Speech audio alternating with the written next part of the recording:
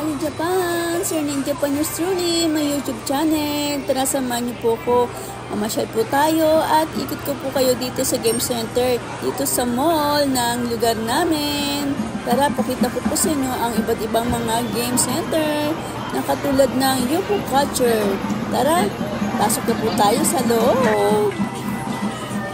Ayan nga po pala ang mga Youpo Culture. Iba't iba po ang mga stuffed toys. Ayan, nakakatuwa pong mamasyal dito paminsan-minsan pag may free time. Ayan, nakaka-enjoy din po.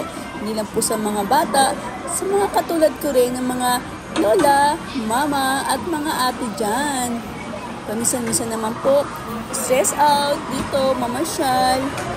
Kahit hindi ka po maglaro, magtingin-tingin lang, nakaka-enjoy na at nakaka-relax na rin.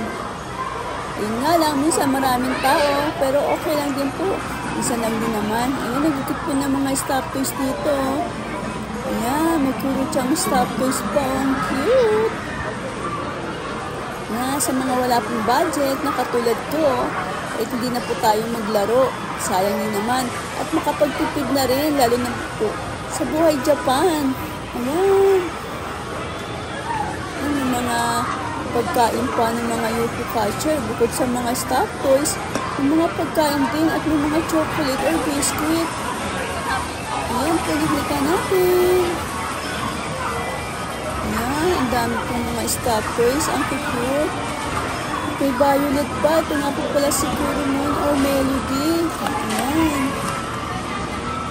Marami lang po tayong budget. Kaso nga lang po, pas muna, hindi muna tayo makapaglaro. Kaya, ikot ko na lang po kayo dito at manood lang tayo. Sa mga naglalaro, at ayun, may pagkain pa, oh. May mga rice din po dito para po sa mga bata na gusto sumakay. At anak ko at sa apo ko. Ayun. Dito wala po mga naglalaro.